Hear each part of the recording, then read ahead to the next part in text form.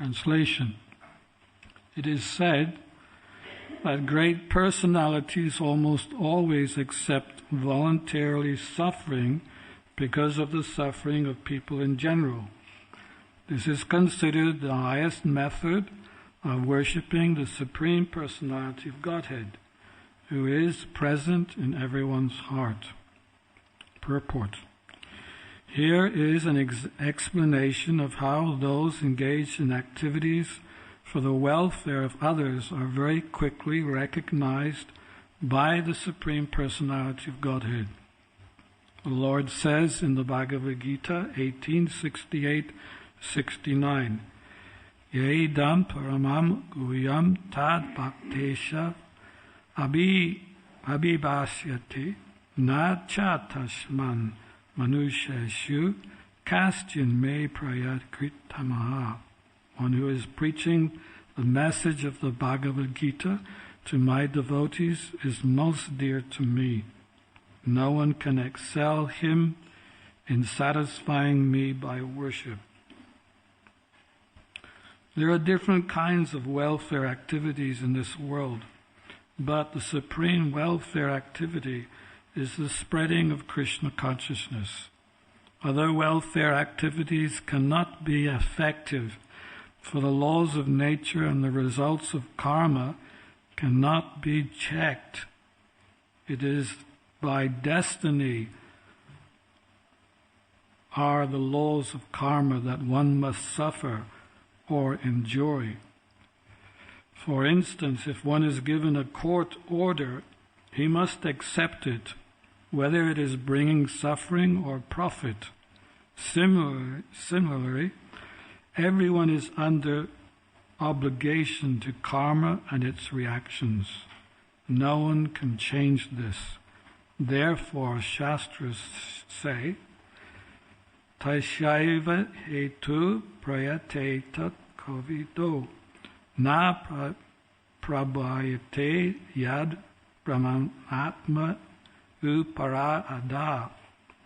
One should endeavor for that which is never obtained by wandering up and down the universe as a result of the reactions of karma.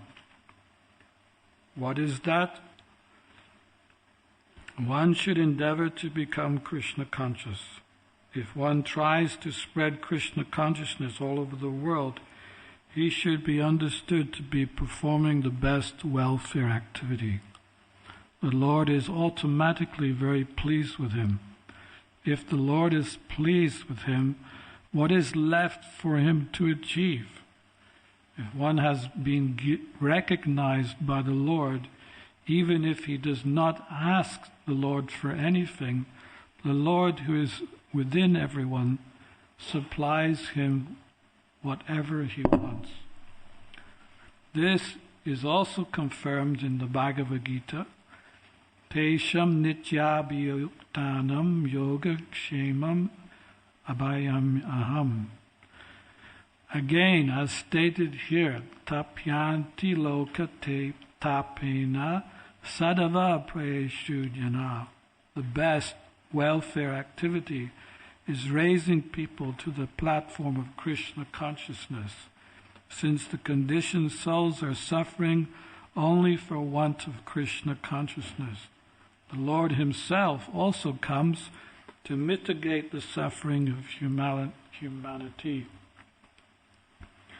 Yadai dharmasya planayar bhavati bharata bhutanam adharmasya tadatmanam srijamyam paritranaya sadhunam vinashayatya duskritam dharma samstarpanartaya sambhavami yuge yuge. Whenever and wherever there is a decline in religious practice, O descendant of Bharat, and a predominant rise of irreligion, at that time I descend myself to deliver the pious and to annihilate the miscreants, as well as to re-establish the religious principles of religion, the principles of religion. I advent myself millennium after millennium. All the Shastras conclude, therefore, that the spreading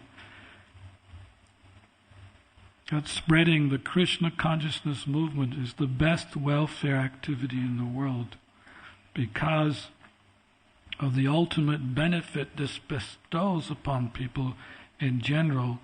The Lord very quickly recognizes such service performed by a devotee. Did you want me to read the last verse too? Was it? Okay. This is text number 45. Upon hearing of this act, everyone, including Bhavani, the daughter of Maharaj Daksha, Lord Brahma, Lord Shiva, and the people in general very highly praised this deed performed by Lord Shiva, who is worshipped by the demigods and who bestows benedictions upon the people. In text 46, scorpions, cobras, poisonous drugs, and other animals whose bite are poisonous took the opportunity to drink whatever little poison had fallen and scattered from Lord Shiva's hand while he was drinking. Purport: mosquitoes, jackals, dogs, and other varieties of dandasuka, or animals whose bites are poisonous, drank the poison of the Samudra Mantana, the churning ocean, since it was available after it fell from the palms of Lord Shiva. Thus ends the Bhaktivedanta purport of the 8th canto, 7th chapter of the Srimad Bhagavatam, entitled Lord Shiva Saves the Universe by Drinking Poison. Om Ajnatamanandasya Janandina Salakaya Chaksuru Militam Yena Tasmai Shri Gurave Namaha Shri Chaitanya Mano Vishnam Stapitam Yena Bhutale Swayam Rupa Gadamayam Dadati Swabadantikam Vanchakalpatubhyastya Kripa Sindhu Bhayevacha Patitananam Bhavanebhyo Vaishnavebhyo Namo Namaha Shri Krishna Chaitanya Prabhu Nityananda Shri Advaita Gadadhara Shivasati Gaura Bhakta Vrinda Hare Krishna, Krishna Krishna, Hare Hare.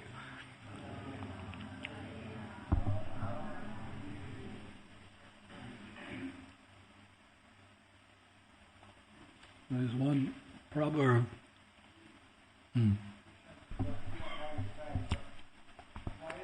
Okay, I should speak louder. Okay. Mother Kalangana always tells me that too. She said you don't speak loud enough. There is one proverb. A diamond in the rough is a diamond sure enough, but someone must find it and someone must grind it. When it is found and when it is ground, then it retains its original constitutional shine. We all have seen the diamond shining, but sometimes some diamonds, they have been buried perhaps under the earth, and there's this roughness that covers, and it doesn't look very nice. So in the same way, we are suffering from spiritual amnesia because we have come out of the limelight of our eternal constitutional position of serving the Supreme Lord Krishna. One morning walk. Is that okay? One morning walk. Srila Prabhupada, yes, it was in Hamburg, and they were in the harbor. There was a big ship being pulled by a little tug. That's how they bring the big ships into dry dock, because they can't come in on their own steam because the water is shallow. So these tugs, they bring the ships in to dry dock for repairs. So Prabhupada observed this one ship being dragged, and he asked us, what does this mean?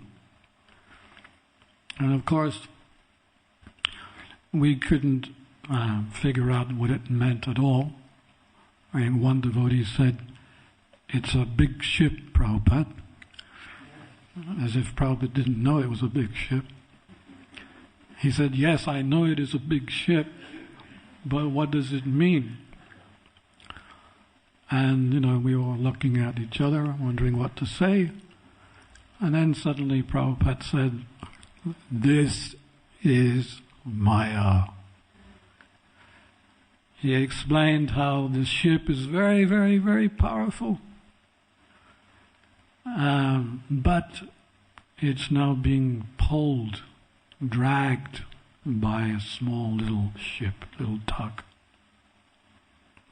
And he explained in the same way, the spirit soul is very, very, very, very powerful. But when it comes in contact with Maya, it is covered. Maya drags the soul from this place to that place, and as mentioned here in this verse, up and down the universe, up, down, up, down, up, down, up, down, or round and round, reading, cycle of birth and death, birth and death. How long do we want to go around in circles? And how long do we want to go up and down, like as if you're in a lift, not deciding which floor you're going to come out of? So this is our precarious position when we're spirit souls in the rough. So Prabhupada found us, at least he found me. And he used ISKCON to grind me. And it's been a heavy grind. It hasn't been easy. But as it says in this verse, that we should accept some inconvenience for the purpose of being Krishna conscious. And we should accept some inconvenience for getting others to be purified and reinstate them in their constitutional position. So we're living examples of spirit souls that have been in the rough and now being picked up. Lord Chaitanya's boat is moving across the ocean of Saga, and he has picked us up onto his boat. And on that boat, we are engaged in different devotional activities. But here it's suggesting that the foremost of all activities that can be performed is to involve others in the great fortune, the great wealth that you have acquired. Do you feel wealthy? Do you feel like you've obtained some wealth? Yes. Yes. Yes. Yes, there's so much wealth. You see, the non-devotees, they're after a different kind of wealth. See, there's a saying, early to bed, early to rise, makes one healthy, wealthy, and wise. I could understand the healthy and wise part, but the wealthy I couldn't understand at some point until I suddenly realized that Krishna consciousness is so wealthy. There's so much wealth to be had. Wealth, the wealth of being able to associate with devotees, to take darshan of the deities, the wealth of taking prasad every day, the wealth of looking into the pictures we have here in the temple, the pictures, they're windows to the spiritual world. And if we analyze our great fortune, we will understand the great wealth we have accrued. And it is our natural right. It is our natural right to acquire Krishna's wealth. It's the difference between sat and asat. Asat is poor and insignificant, temporary, whereas sat is eternal, full of knowledge and wealth and purity. So, therefore, we are lucky because we have a mission statement given to us by Lord Chaitanya. We are fortunate for the ones that involved us in devotional service, and we can be as equally fortunate to involve others. This is the wonderful thing about Krishna consciousness. It's not just about acquiring self-realization for ourselves, but we can give this knowledge to others. In fact, it is one of the ways in which we acquire self-realization, by giving the knowledge to others. Isn't it like that when you go on Sankirtan? I always give the example of a cup of water being, if I knock this cup of water, what will you do? Where's that devotee who put my garland on? There.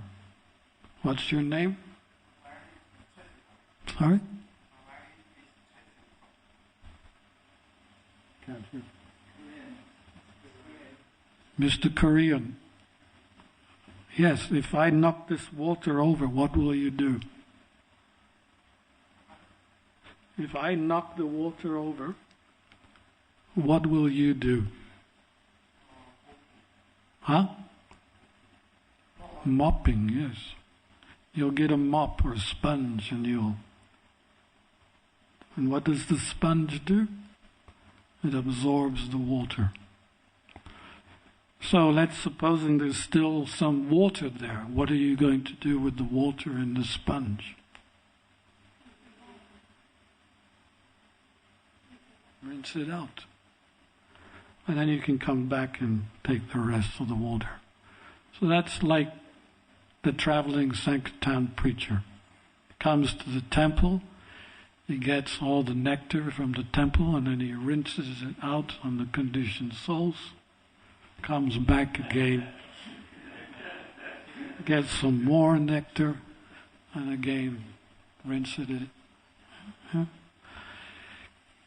But as a preacher, you have to be careful not to stay out too long. We don't want to become dry sponges. Because that is, from my own experience, I know there is a threshold which you dare not cross. Because, you may be following the four regulated principles, and you may be chanting your 16 rounds every day, and you may be preaching out there, but still, it's your surroundings is very, very contaminating. So we have to recharge, come back to the temple and recharge and get some more nectar. So that's why I'm here at Bhaktivedanta Manor. I've come to recharge my batteries. I'm feeling already 50% charged. I got another few days to go to fully charge, and I'm ready to go again. But those who are living in the temple, they have to be careful not to be dry sponges. Because in the temple, if you don't preach, of course this temple, there's so much preaching going on that you cannot say that by living in the temple here you'll become a dry sponge. But sometimes devotees who don't preach, they get dry. And they hear the Bhagavatam class every morning, but then that Bhagavatam class becomes, I've heard this all before. Because how much can you absorb? How much knowledge can you absorb without rinsing it out onto someone and getting the realization of that? Because that's what it means. Giving Krishna consciousness to others means that you then realize what you're talking about.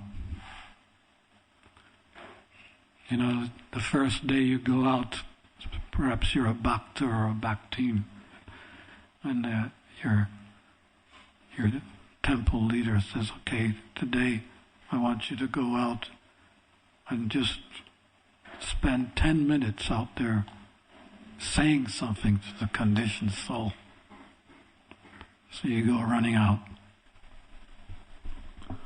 and you tap someone on the shoulder and say, excuse me, sir, did you know you're not this body, but you're a spirit soul? And you're running back to the temple. But then the next morning class becomes that much more sweeter to hear. Because you can only hear, you're not this body, spirit, soul, you're not this body, spirit, soul, you're not this body, spirit, soul, for so long.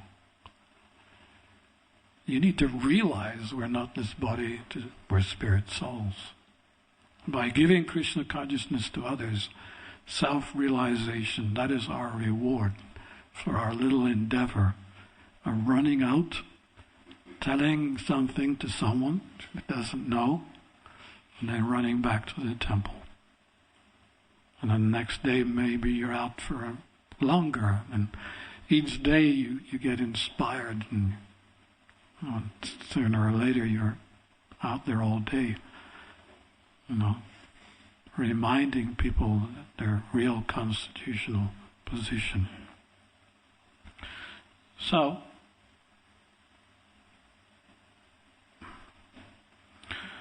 this is the effective method of coming out of our mental conditioning. Our mental conditioning, where we revolve around our own personal situation.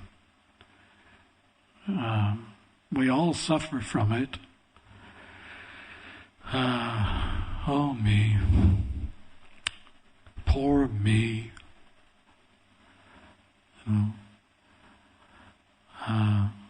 I, me, and mine. It's this false identity of ourself, which we tend to revolve around on a daily basis. and is really the mental platform. So this is a formula for coming off the mental platform, because the mental platform, when it involves ourself, is ultimately quite boring when we're always thinking of ourself. It's repetitive, it's temporary, and it's quite boring, to say the least. So to come out of that mental conditioning, we get up and go out and present Krishna consciousness to those who haven't got Krishna consciousness. And then we immediately see how that mental conditioning disappears. So we have to ask ourselves each day, to what degree in my daily practices of Krishna consciousness actually am I helping others? This is a very good test for each of us devotees. This is a preaching mission, and it's a test for us. Ask yourself, to what degree am I helping others out of their suffering condition? So this is a quote from Prahlad Maharaj in the Srimad Bhagavatam. Prahlad Maharaj said, "I see that there are many saintly persons indeed, but they are interested only in their own deliverance. Not caring for the big cities and towns, they go to the Himalayas or the forest to meditate with vows of silence. They are not interested to deliver others. As for me, however, I do not wish to be liberated alone, leaving aside all these fools and rascals. One cannot be happy without Krishna consciousness. Therefore, I wish to bring them back to the shelter of your lotus feet." So this is the difference between someone who's a Bhajananandi and a Goshtyanandi. The Bhajananandi is simply interested in his own Krishna consciousness, where the Goshtyanandi, he's eager to increase the number of devotees. That's all that's on his mind. How can we increase the number of devotees in the world? So, as I was saying, that some will have us believe that Bhaktivedanta Manor is a Hindu temple, as a very common statement around here, that Bhaktivedanta Manor is a Hindu temple. I don't see that Bhaktivedanta Manor is a Hindu temple. It's a Hare Krishna ISKCON temple who are preaching to the Hindus. I am also doing Hindu presentations. It's called Hindu presentations because in the schools that I visit, part of their curriculum is to understand the different religions of the world, and one of them is the Hindu religion. If I advertise myself as a Hare Krishna priest, who is going to invite me to the school? No one. So I advertise myself as a Hindu priest. And Hindu priest, okay, come. We need Hindu priests. In fact, these Ofsted inspectors are constantly hounding the teachers that book knowledge about Hinduism is insufficient. Bring in a live practitioner so the children can experience a live Hindu priest. So in the Southwest, I'm as live as they can get it. I'm the live Hindu priest in the southwest of England. So, in this way, this is a preaching center. Bhaktivedanta Manor, if we calculate all the different activities, if we analyze all the different activities that are going on here, then we'll be pleasantly surprised how much preaching is actually going on here. So there's no question of devotees becoming dried up here. They're all very ecstatically thinking how to present Krishna consciousness in an outreached way.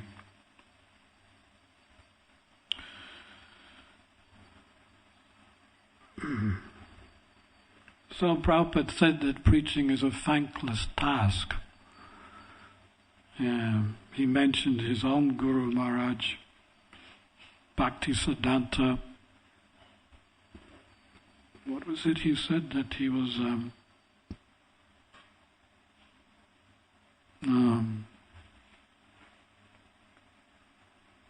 his style of preaching. Huh? Yes, he had a chopping technique. Yes. And he would disturb a lot of, especially at that time when he was preaching, there were a lot of smarta Vaishnavas. And there was even some of them got together to conspire to kill Bhaktisiddhanta. They approached a certain policeman who accepted bribes. They said, "We want to get rid of Bhaktisiddhanta. He is destroying," because they felt that they had the exclusive rights to how one should preach Krishna consciousness. But Bhaktisiddhanta did not agree with those that exclusivity of their preaching, and he defied them. So they came before the policeman and said, "We want to bribe you, you kill Bhaktisiddhanta." The policeman said, "I accept bribes usually, but not this one. He is a saintly person, I will not accept this bribe." So there you go, even Bhaktisiddhanta, he was on the verge of being attacked and possibly killed just because of preaching. Prabhupada himself said, "I walked through fire to establish ISKCON." There's so many preachers in our line. Vidura was one preacher. He was, of course, living with Dhritarashtra, giving him advice. His advice, though, fell on deaf ears because he was trying to convince them that the Pandavas you should not fight with them, you should not. He was on the Pandavas and Krishna's side. So ultimately Dhritarashtra and his son Duryodhana became very disturbed with Vidura, and they threw him out of the palace. So it's okay for Vidura, he was a devotee. He just went on a pilgrimage. But later, after the battle of Kurukshetra was over and Dhritarashtra, he was put into a very difficult position of having to accept alms or food from the Pandavas. So Vidura came one day, he came back to preach to Dhritarashtra. "Okay, now, your time is quite closely near. Go now, surrender to Krishna." So Prabhupada was like that too. He was in Vrindavan. He could have stayed in Vrindavan. From Vrindavan, there was access to the going back home very easily for him. He was a pure devotee.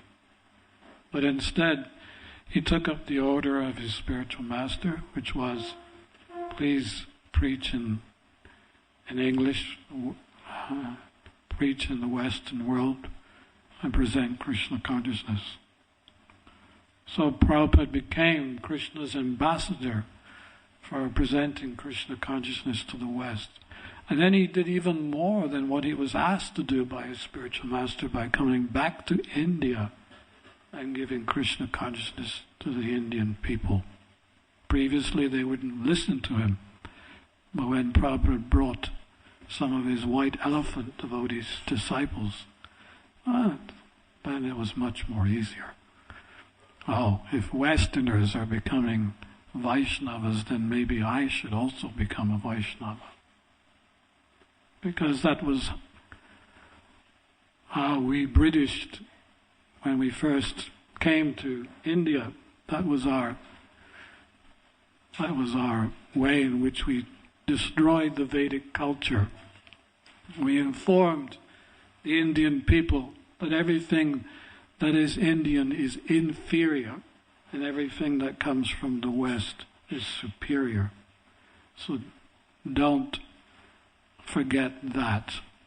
And of course we see today how that kind of preaching was very powerful preaching from the British who went there. That is the mood in India today, that I must go to the West because it's superior to anything that's in India. However, we are building so many temples there. So many young boys and girls are becoming devotees. So there's a little competition going on there now, whether that preaching that the West is superior and India is inferior. So now they're having an opportunity to decide for themselves, now that Krishna consciousness is inundating the whole of India.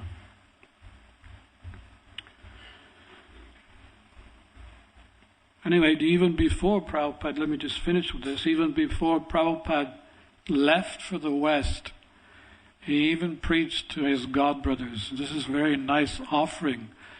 In 1961, it's an offering he made to his spiritual master. But in one sense, it was not just to Bhaktisiddhanta that he offered this to, but even to his own godbrothers. This is at a Vyasa Puja offering in Vrindavan. Even now, my godbrothers, you return here on the order of your master, and today we engage in this puja. But simply a festival of flowers and fruits does not constitute worship. The one who serves the message of the Guru really worships him. Oh, shame, my dear brothers, aren't you embarrassed? In the manner of businessmen, you increase your disciples. Our master said to preach. Let the neophytes remain inside the temple and simply ring the bells. Take a good look at the terrible situation that has arisen. Everyone has become a sense enjoyer. From the seas across the earth, penetrate the universal shell. Come together and preach this Krishna consciousness. Then our Master's service will be in proper order. Making your promise today. Make your promise today. Give up all your politics and diplomacy. When will that day come? When a temple will be established in every house, in every corner of the world? When will the High Court judge be a Gaudiya Vaishnava with tilak, beautifying and decorating his forehead?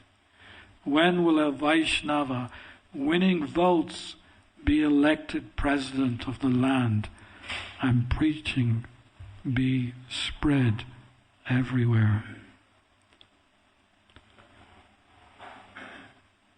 Srila Prabhupada ki.